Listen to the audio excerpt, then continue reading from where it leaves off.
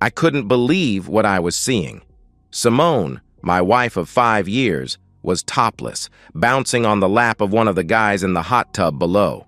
From the look on her face and the look on the guy's face, it was pretty clear to me they were actually having intimacy. What the heck? Angry, I pulled out my phone and took a short video. I thought about changing into my swim trunks, but changed my mind. I sat on a chair in the room and thought back. No wonder she didn't want me to come to this party with her. She had been working as a secretary for S&G Funds, a hedge fund company, for about a year or so, and she really seemed to be happy. Now I know why.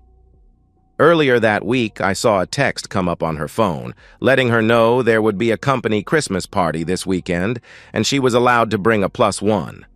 When I told her about it, she tried to dissuade me from going. "Oh, Carl, you'll just be bored anyway," she said. "I don't get it. Why don't you want me to go with you? Are you ashamed to be seen in public with me or something?" "Of course not, silly. It's just that these are financial gurus. There's probably going to be a lot of boring talk about money and stuff, and you'd just get bored." Her company had a habit of holding these parties about once a month, and they had always been staff only. Most of the time, Simone was gone until late that night, or even sometimes late the next day. I never made a fuss about it, but now I had a better idea of what actually went on at these things. "I see. Well, maybe I'd like to spend the evening with you anyway. Have it your way. If you're going, you'd better get your tux cleaned, but trust me, you're probably not going to have a lot of fun." The day of the party, she suggested I bring a pair of swim trunks. Swim trunks? For a Christmas party? It's December, for crying out loud. And it's cold outside. "Swim trunks?" I asked her. "It's awful cold outside for swim trunks, don't you think?" "Nah, we usually end up in my boss's penthouse after the main party, and he has a real nice hot tub." "I see. So you do this often then?" "Yeah, pretty much every time." "Now promise me you'll be on your best behavior tonight, okay?" "I always am," I told her. This didn't sound too good. Why would she tell me this? "Why are you telling me this?" "Oh, it's just that these parties can get pretty wild sometimes. I don't want you to get upset with anything you might see. The guys there are quite friendly and can get pretty handsy, if you know what I mean." "Well, as long as everything passes the husband test, there shouldn't be any problem, right?" I asked in response. She smiled and said nothing, but gave me a kiss on the cheek. When we got to the main party, Simone introduced me to a friend of hers, Linda. "Linda, this is my husband, Carl," she said. Linda looked me over and smiled. "Husband? This is going to be fun. You really are a wild and crazy girl, you know that?" she asked with a smile. I wondered what she meant by that. Simone smiled as she giggled. "I gotta go mingle, sweetie," Simone told me. "Could you get me something to drink? Maybe some wine? Come on, let's go," she told Linda, without giving me so much as a backward glance. I made my way to the bar and got her wine and a beer for myself. I looked around, but I didn't see Simone anywhere. I walked around, looking for her, but to no avail. After a half hour, I sat at an empty table and hoped she would come look for me. In the meantime, I watched as everyone danced and had a general good time. No one said anything to me and walked around me as though I wasn't even there. I guess she was right. I wasn't having any fun at all, and I was getting more than a bit pissed off that my wife would simply abandon me like this. After nursing my beer for a couple hours, I said, "To hell with this shit," and got up. I figured if Simone wasn't even going to spend any time with me, I'll just go home and leave her to her friends. I started walking to the entrance when Simone and Linda came up to me. There were 3 other guys with them, and one had his arm around Simone's waist. Simone didn't bother to make any introductions. "Oh, there you are," she said. I could tell she had been drinking. "We were looking all over for you." Yeah, sure you were, I thought. When she kissed me, I could detect the taste of tequila and something else. "Yeah, I was just getting ready to go home since you abandoned me 2 hours ago. Where were you?" She blushed and looked down as the guys with her smirked at me. I felt like punching them in the teeth. We were just having a few shots, Linda said. Simone looked at her funny. I wondered what the hell was going on here. Shots of what? I can taste tequila, but there's something else. Oh, nothing, Simone said. Hey, listen, we're all going over to Ben's place. He's got the hot tub warming up. Are you ready? I guess. Am I going to get to spend some time with you, or are you planning to abandon me again tonight? Oh, don't be silly. You'll see me later. I'll ride over with Linda and the guys if that's okay with you. Why not ride with me? I asked. One of the guys grabbed her by the hand and pulled her away. You can follow me, dude, he said in a tone of voice that pissed me off even more. Simone and Linda followed the guys, and I could hear them laughing as they left. I got my car and followed them. When we arrived, I saw that Simone had already changed into her bikini. What the hell was going on here? When we got there, Simone had already gone into the hot tub with the two guys, who I later learned were Ben and Dale, the two senior partners in the firm. Both of them struck me as little more than rich frat boys. Linda came over to me after they were outside. So, you think that maybe we can hook up later tonight? She asked. What makes you think I'm even inclined to do that? I'm married. Oh, I thought you guys had an open marriage or something. What makes you think that? I asked. Well, the way Simone carries on with all the other guys. I thought you were into being especially the way she kissed you earlier. What the hell makes you say that? What do you mean by the way she kissed me earlier? I asked. Well, she had already finished Ben and Dale. She still had their in her mouth when she kissed you. Did you enjoy that? I felt like throwing up. Her expression changed when she saw my reaction. Oh my God, you didn't know, did you? No. How long has she been doing this? Ever since she came on board the company, Linda said. Oh my God, I thought. That's been over a year now. All this time she's been there, and I had no clue. Is that what she was doing at the party? Intimating with those two guys? And a few others, Linda said. I'm sorry, I just assumed you knew. She really does love you, you know. Yeah, I'm feeling the love, I said. Look, why don't you go upstairs and change? Maybe she'll keep herself under control tonight since you're right here. Yeah, right, I said. I headed upstairs, and that's when I saw her being intimate with those two guys. As much as I loved her, there was no way I was going to tolerate this. I decided to confront her about this and went downstairs. Oh, there you are, Simone said as I got to the bottom of the stairs.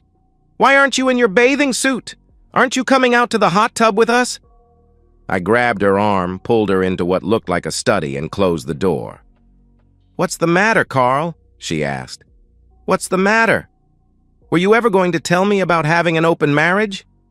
What? She asked. That's what Linda told me, I said. I pulled out my phone and played the video of her being intimate with the two guys in the hot tub. What's this all about?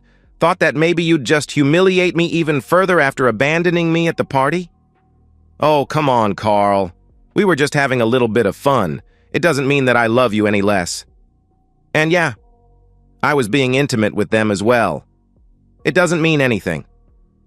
I couldn't believe what I was hearing. She admitted to having intimacy with them, and I was just supposed to go along with it. It means everything, I said. I pulled off my wedding ring and put it in her hand. Then I grabbed her left hand and pulled off her rings. Carl, what are you doing? She asked. You're a disgusting pig, and right now I hate your guts. Merry Christmas. I hope it was worth it to you. Don't bother coming home. I'll be seeing a lawyer about a divorce on Monday. You can't mean that, she cried. I love you. I don't want a divorce. I don't care what you want anymore. I know the truth. I know why you didn't want me to come with you. I won't be your Goodbye, Simone. I turned and left. One of the guys, I don't know which, called after me. Hey, brah, you leaving already? You know, that's one hot wife you got there. Glad you like her. She's all yours from now on. I left the penthouse, went downstairs to my car, and drove home. Simone began calling and texting me after I left, but I ignored her calls.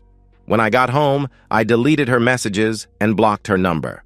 I changed out of my tux, grabbed some trash bags, and began tossing her clothes and things into them. I put them into her car and pulled it out of the garage. I removed the garage door opener and changed the code so she couldn't get back inside. By then, it was about 2:30 a.m., and I was dead tired. I fell on the bed and instantly went to sleep.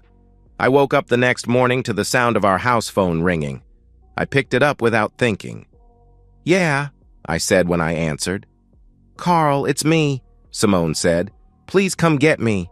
"Heck you, you're not my problem anymore." "Carl, please, we have to talk," she begged. "No, we don't.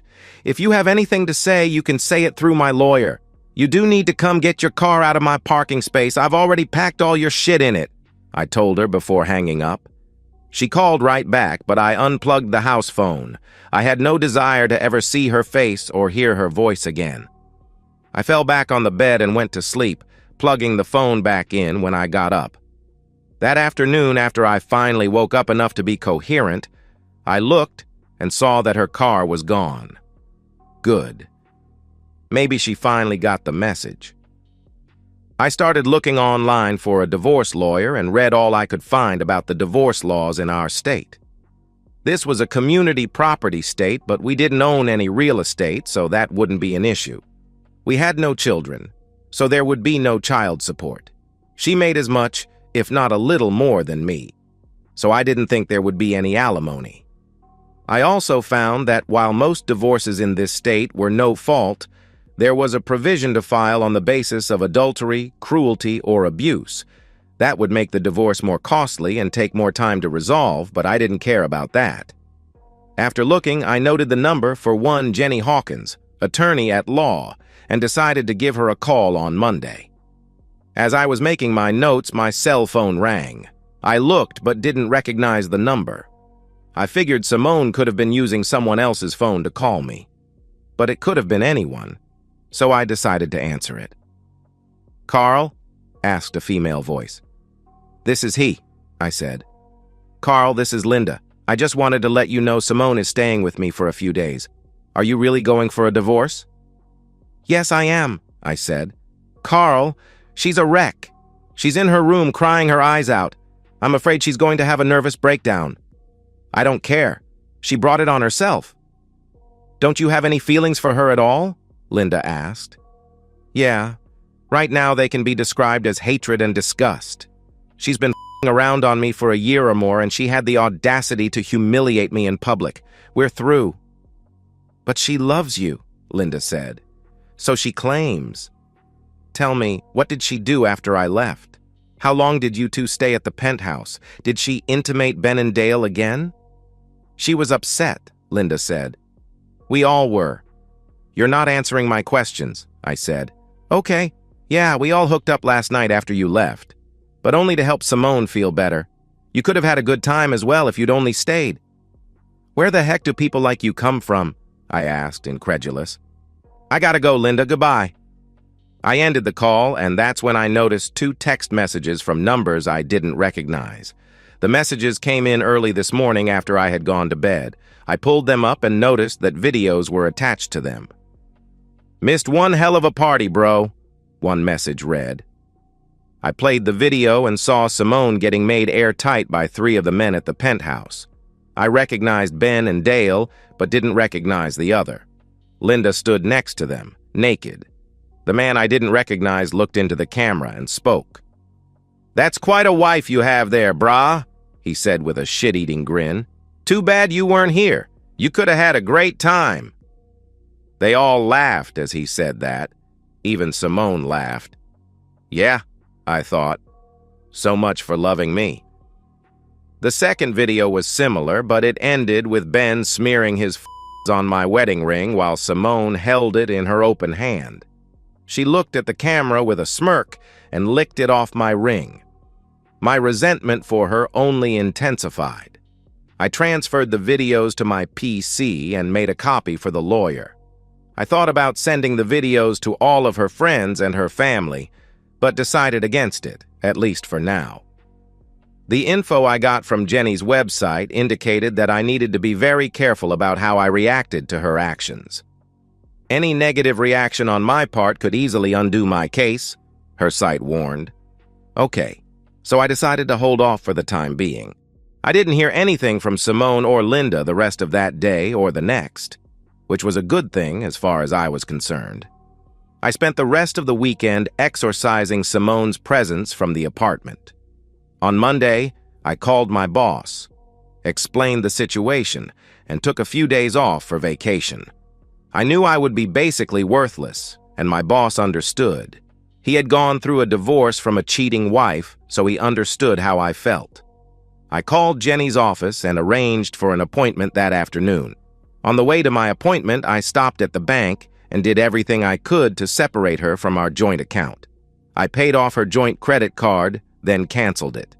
I took out half of everything and opened a new account in my name only.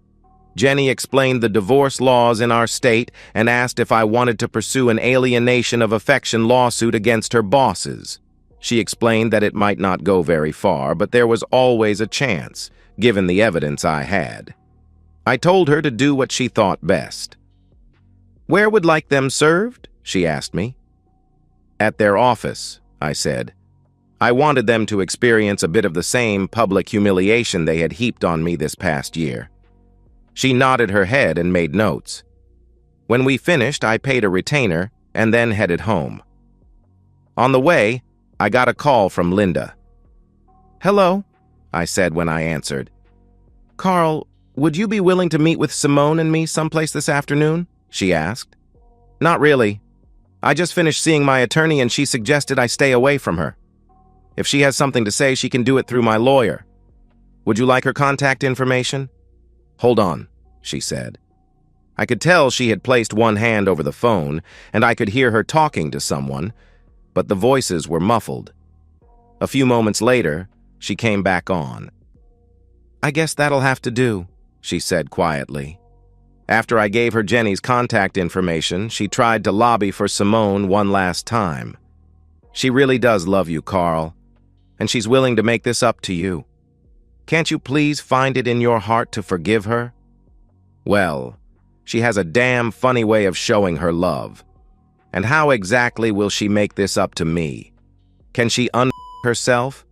Can she turn the clock back a year? I don't think so. The answer is no. I will never forgive her for what she did. Okay, if that's the way you want it. I'll pass that on to her, but you know you're going to have to talk to her sometime. Not if I can help it. What's done is done. Tell her she can expect to be served with papers soon. I ended the call and drove the rest of the way home, stopping only to pick up a 12-pack of beer and a couple of packs of cigarettes. I had stopped smoking when we first got married, but I felt that I needed to do something to keep from punching holes in the walls. Shortly after I got home, the house phone rang. I answered, wondering who was calling now. "Hello," I said. "Mr. Jacobs, this is Ben Carlson, your wife's employer," the young male voice said. I recognized the voice from the party. He seemed to have adopted a more professional tone now that he was back in his place of business. "I know who you are, Ben. What do you want?"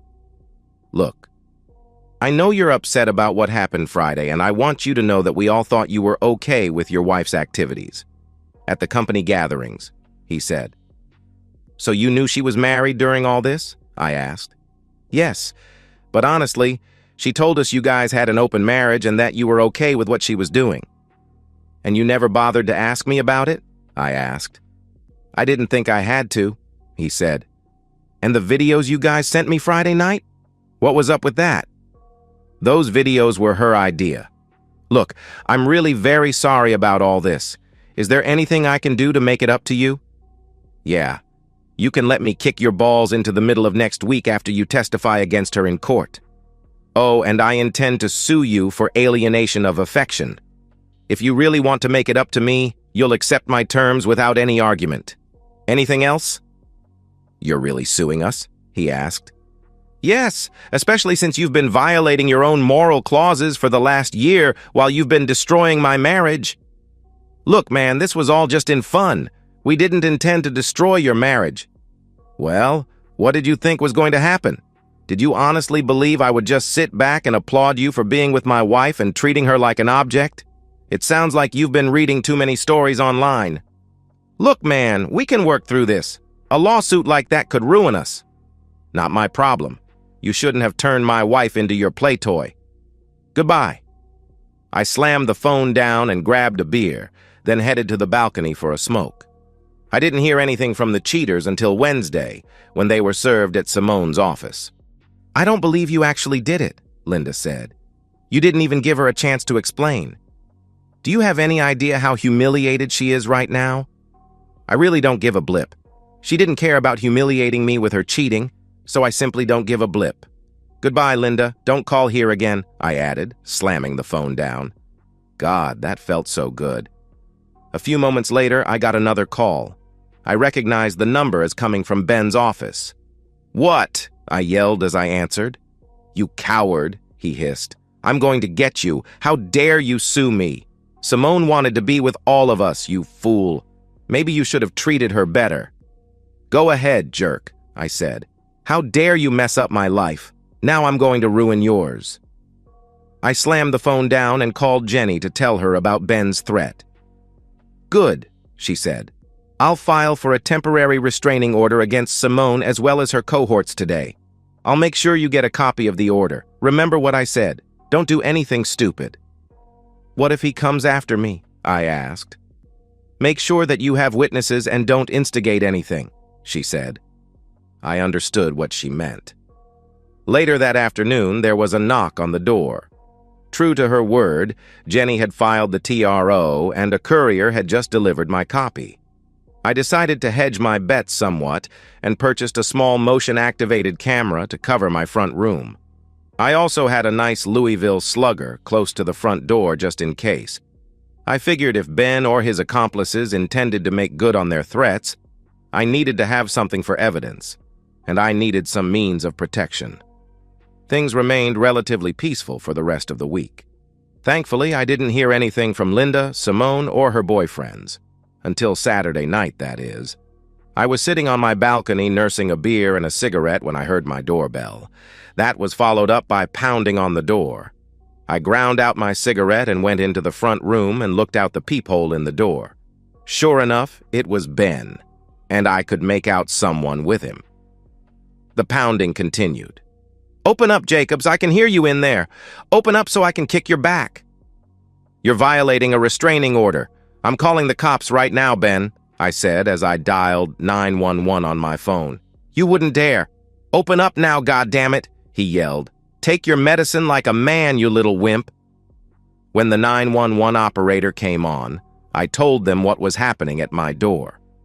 We've gotten a couple of calls for that area and have already dispatched a couple of cruisers to your location. In the meantime, do not open the door until officers arrive. Thank you, I said before ending the call. The pounding continued and I began to wonder if he was going to break the door down. I clutched the bat tighter and waited. God damn it, open up before I break this door down, he yelled as he pounded on the door. I heard a commotion and looked through the peephole. I saw two very large police officers putting cuffs on Ben and the other man with him. One of the officers knocked on my door. Police, the officer said. I opened the door to see the two men in cuffs. Ben looked at me as the officer led him back to his cruiser. I'm not finished with you, wimp. I'm going to come back and kick your back. I looked back at the officer. Do you know this man? He asked. I nodded my head and showed him the copy of my TRO. He read it over and spoke on his radio before addressing me again. We'll be taking them downtown. They'll be spending the night with us. Can you tell me what this is all about? He took copious notes as I told him my story. Thank you for your cooperation, he said when I finished. I don't think he'll be giving you any more trouble for a little while. I closed the door and locked it before heading back out to my balcony with a fresh beer. The next day, the news of Ben's arrest hit the papers. Hedge fund CEO arrested, the headline read. The short story below didn't go into a lot of detail, but something told me this was just the beginning of his downfall. Over the next few days, more articles came out saying that a number of S&G's clients were leaving the company. It seems their clients felt they couldn't trust a company that ruined their employees' marriages. Naturally, this had an impact on the company's bottom line. Good, I thought. I went back to work the following Monday. It was difficult, but I managed to get some work done. I never heard from anyone for about 3 weeks. Then I got a call from Jenny. "Good morning, Carl. How are you holding up?" "About as well as can be expected." "Any word from Simone?" "Yes. She's gotten an attorney and they've petitioned the court for marriage counseling. The judge agreed and has ordered 6 sessions beginning this week." "They can do that?" I asked. "Yes, and it would be to your benefit to show up. If you don't, the judge can hold you in contempt of court and even put you in jail." "There's no way I'm reconciling with that woman," I told her. "I understand, but you need to show up anyway. If the counselor sees there's no hope for reconciliation, she'll let the judge know." "Okay. Was there anything else?" "Yes. Her attorney tells me that Simone is pregnant. If that's the case, the court won't do anything more until paternity has been established." "So I have to wait another 8 or 9 months?" I asked. "As of right now, yes. If it's your child, you'll be ordered to pay child support." On a positive note, however, the judge has agreed to a legal separation, at least until she gives birth. "Wonderful," I said. Jenny gave me the address for the counselor and wished me luck. I wrote down the information and put it on my calendar. I decided that I would make it clear in no uncertain terms there was no way I would ever reconcile with the cheating. When I got to the counselor's office, I was ushered right in. A somewhat older woman looked at me over her glasses. Simone sat across from her in a love seat looking somewhat forlorn. I had a very bad feeling about this. The counselor introduced herself as Dr. Abigail Farnsworth and indicated I should sit next to the wife on the love seat. I chose instead to sit in a smaller wooden chair placed at a 45-degree angle to the love seat. "Good to see you could make it, Mr. Jacobs," she said. "I understand I have no choice," I said, crossing my arms in front of my chest. "True still. I'm glad to see you here." She turned to Simone. "Tell me, Mrs. Jacobs, what do you hope to get from these sessions?" "I want to get back together with my husband. We're going to have a baby and I want to be a family again." I snorted in derision as she said that. Abigail looked at me. "And what do you hope to get out of these sessions, Mr. Jacobs?" she asked. "What I want is for you to realize there's no way I'm reconciling with that," I said, nodding my head in Simone's direction. I saw her recoil when I did that. Abigail nodded her head. "Not even for the sake of the child?" she asked me. "I honestly don't think it's my child. If by some miracle it is, I'll pay child support and I'll do everything I can to be a father to it. But there's no way I'm reconciling with her. Period. End of sentence." "Not even for the sake of the child?" she asked. I pulled out my phone and brought up the videos that were sent to me. I showed them to Abigail. She was clearly disgusted with what she saw. When they finished, I put my phone back in my pocket. "I see you're married, Doctor. Tell me, if that was your husband in those videos instead of her, would you want to reconcile? And what if you learned he had been doing that to you for more than a year and actually did it in front of you? Would you reconcile then? This isn't about me. This is about the two of you. And now you have a little one to think about." "Wrong, Doctor. She has a little one to think about. I don't believe her child is mine. In fact, I'd be willing to bet on it. I would like a few answers from her, though." Abigail thought for a moment, then nodded her head and looked at Simone. "I think he's entitled to some answers, don't you?" she asked Simone. She looked down, sheepish, her face burning with embarrassment. She finally looked up at me before answering. "I guess so," she said. Abigail looked at me before speaking. "The floor is yours." she told me. I nodded my head in thanks and turned back to Simone. The night of the party, you knew what was going to happen, didn't you? I asked. She nodded her head. Yes, she said. And that's the real reason you didn't want me to go with you, isn't it? I asked. Yes, it is. I tried to warn you that you wouldn't have any fun. And you were right. It was the absolute worst night of my life. When you kissed me at the party, you deliberately made sure you had those two men's in your mouth when you did, didn't you? Her face burned red for a bit. Yes, I did, she said. Why? Did I do something to deserve that kind of humiliation? You did nothing. We just thought it would be wicked and exciting. So all of you planned to humiliate me, didn't you? I asked. And you intended to humiliate me even further at Ben's place, didn't you? Yes and yes, she said sheepishly. How long have you been screwing those guys? I asked. Pretty much from the time I joined S&G, she said. Again, why? I asked. She shrugged her shoulders. Because I liked it. It was fun. It was naughty and exciting. They made me feel good. How many times did you give me or kiss me with their fluid still in your mouth? I asked. I don't know. A few I felt like throwing up after hearing that, but managed to keep myself under control. How many men did you have intimacy with since you started there? Not counting me, I said. I don't know. Maybe 4 or 5 dozen. 4 or 5 dozen, I asked, shocked.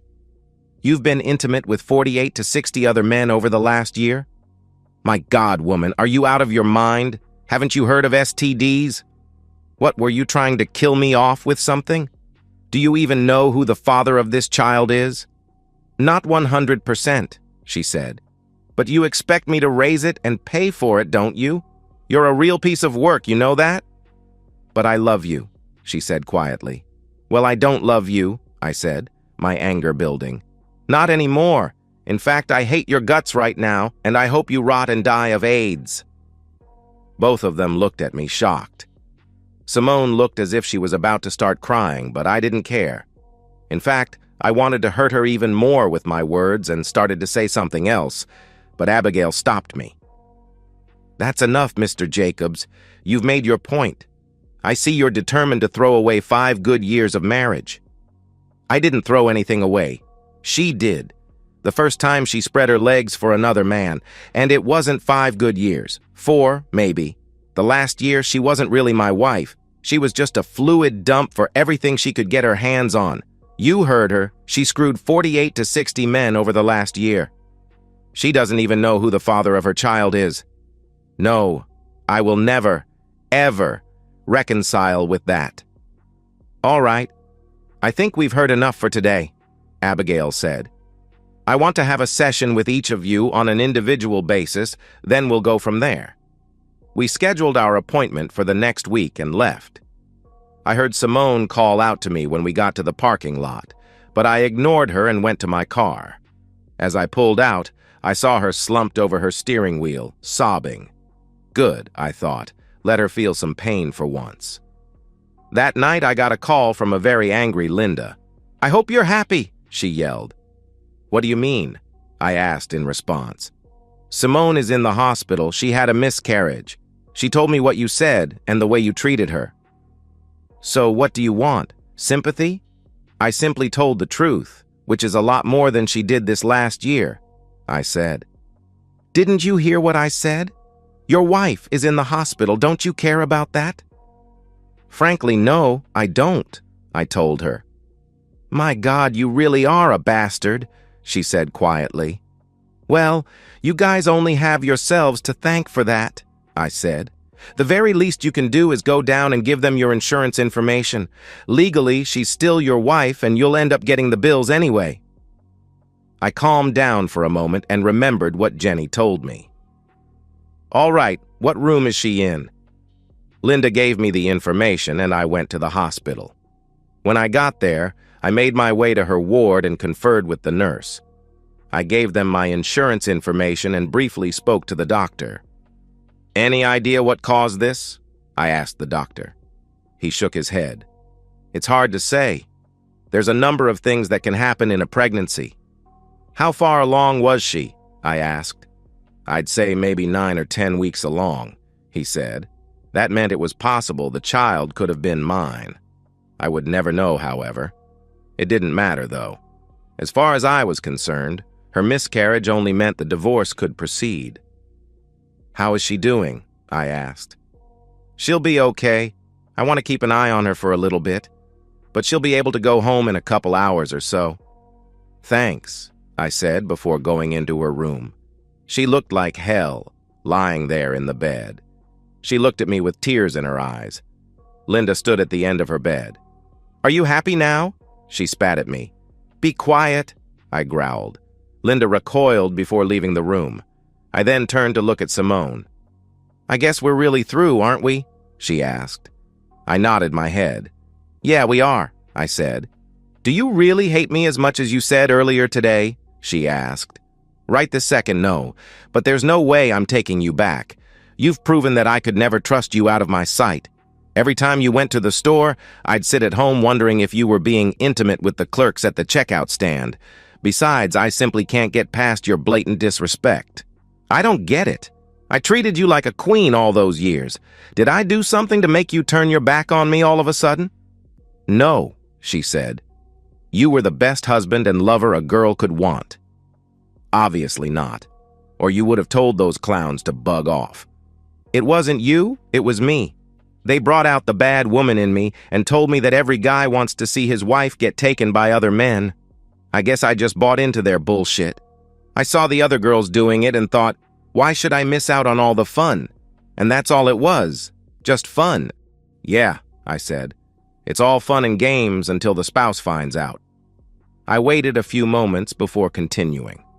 Look, the divorce is going to happen, no matter what you do.